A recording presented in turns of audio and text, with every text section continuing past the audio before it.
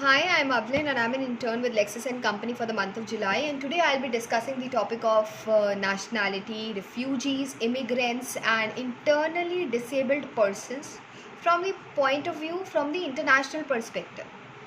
So when we talk about nationality, nationality is basically a legal relationship between the individual and the state in which they reside.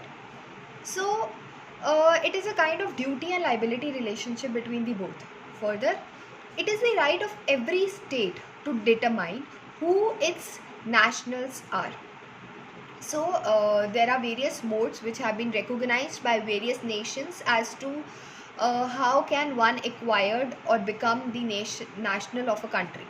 So the first one is by birth and the other is by naturalization. So naturalization is by process of either birth or your parents are residing there, or you have been adopted and you have been living there, or you have married someone and you're living there, so then you will be considered to be the national of that country. Further, we have resumption. Resumption is like first somebody terminates the citizenship of a country and then later on again opts for the same. And then we have subjugation. Subjugation, I'll be explaining subjugation with an example. So for example, if there are two countries A and B, and if B country has acquired upon the A country, then all the nationals of the A country will be deemed to be the nationals of the B country because of the principle of subjugation.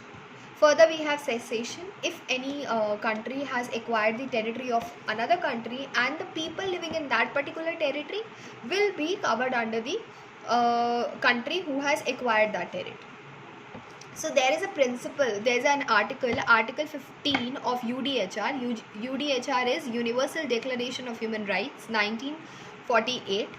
It states that everyone has the right to a nationality and no one shall be arbitrarily deprived of his nationality or denied the right to change his nationality. Further, the principle of statelessness is not considered national by any state under the operation of its law. So statelessness is not considered to be national. So next, moving on to the next topic, which is about refugees. So Article 14 Clause 1 of UDHR, again Universal Declaration of Human Rights 1948, it guarantees the right to seek and enjoy asylum in other country. So in 1951 there was a treaty or we can say a convention relating to the status of refugees, and in 1967 a protocol relating to the status of refugees was opted. So 150 countries signed the convention of 1951, but India was among those who didn't sign it. So convention of 1951 laid down the principle of non-refoulement.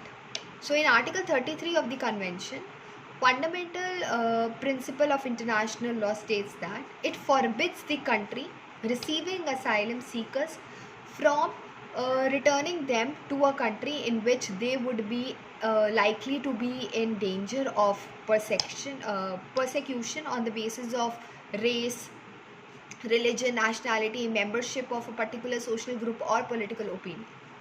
So what I'm trying to say here is that according to Article 33, it is a fundamental principle of international law which restricts the country in which a person is seeking asylum to send the person back to his country from which he came if that person is under the danger of life, or if that person has the danger as to being persecuted on the basis of race, religion, or due to any political conflict.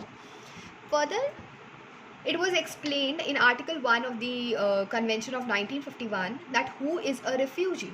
So refugee is a person owing to well-founded fear of being persecuted for reason of race, religion, or any social group or political opinion, is outside the country of his nationality and is unable or owing to such fear and is unwilling to avail himself to the protection of the other country. So this was what was defined under Article 1 of 1951 Convention.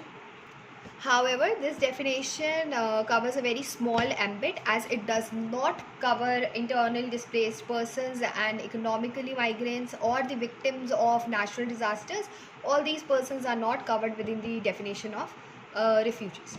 Then we have immigrants. Who are the immigrants? Someone who chooses to live or resettle in some other country, either legally or illegally. They are known as immigrants. Further, we have heard the term asylum seekers. Who are asylum seekers? Someone who is seeking intentional protection, but whose claim for refuge status have not yet been determined. So the status has not yet been determined whether he'll be given the refuge or not. So such a person is known as asylum seeker.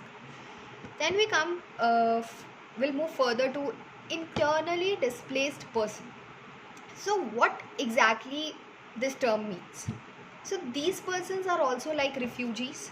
They have fled their home countries or home states, but the only difference lies here is that they have not crossed the borders of the country. So they have not crossed the international borders of their country, but they have been forced to shift from the place where they reside to some other place. So they are known as internally displaced person. So these persons were subject to atrocities and have become collateral damaged, have become the victim of collateral damage in conflicted areas. So understanding their position became important and ultimately led to the passing of the United Nations guidelining principle on internal displacement in 1998. So the elements which were covered under this were evolving nature of departure, like on the basis of this the person was declared to be internally displaced person. First one is involuntarily nature of departure, like he was forced to depart from the place where he was living. And the second one is fact that they remain in their own country. So the persons who are still in their own country but are forced to shift from one state to another, they are known as internally displaced person. Again, internally displaced person has been defined by UN.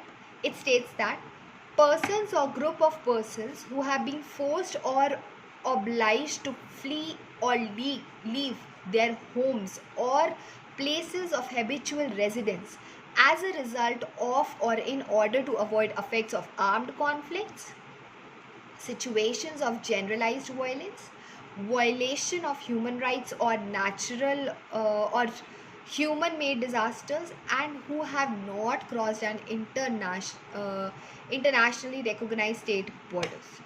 Further, a majority of internally displaced persons are civilians, so who are incapable of protecting themselves and depend upon the state for their protection. And if state is in political disrupted position, they are the first one to be affected. So this was all about a glimpse of nationality, what is nationality, who are refugees, and who are internally displaced persons. Thank you.